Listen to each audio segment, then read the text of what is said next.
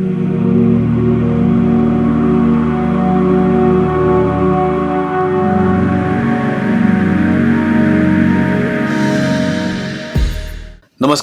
समता न्यूजमध्ये आपले स्वागत. 28 डिसेंबर 1885 रोजी स्थापन झालेला आणि यावर्षी 140 वय पूर्ण करीत असलेला काँग्रेस पक्ष सध्या बाळसेदार लहान रांगणारे बाळ झालेले आहे. हो, बाळसेदार लहान रांगणारे बाळ.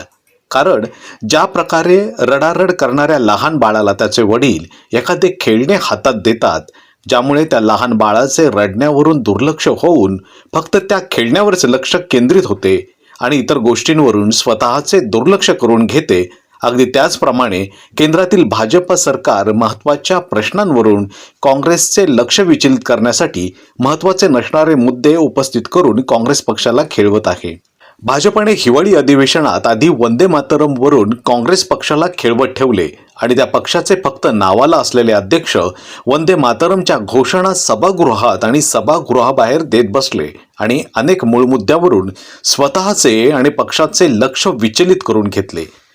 त्यानंतर मनरेगाचे फक्त नाव बदलण्याची खेळी भाजपने खेळली आणि त्याला विरोध करण्यासाठी काँग्रेस पक्षाने आपली अक्षरशः सर्व शक्ती सभागृहात आणि सभागृहाच्या बाहेर एकवटली आणि संपूर्ण फोकस, ताकद फक्त आणि फक्त त्या विषयावरच एकवटला. यावरून पुन्हा एकदा काँग्रेस पक्ष 140 वर्षाचे एक बाळसेदार लहान रांगणारे बाळ असल्याचे आणि त्याला हवे तसे आपल्या सोयीने खेळवता येते हे भाजपने पुन्हा एकवार सिद्ध केले आहे. हे करीत असताना काँग्रेस पक्ष हा स्वतःलाच नामशेष होण्याच्या मार्गावर घेऊन जात आहे.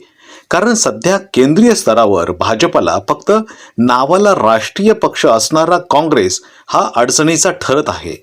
ज्याचे संख्याबळ जरी कमी असले तरीही स्वातंत्र्य लढ्यापासून फक्त नाव असल्याने आपणच प्रमुख विरोधी पक्ष असल्याचे चित्र काँग्रेस रंगवत आहे.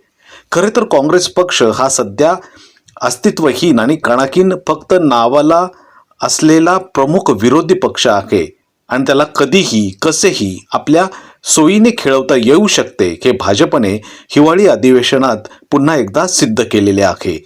समता न्यूजसाठी मी तुळशीराम गोपाळा.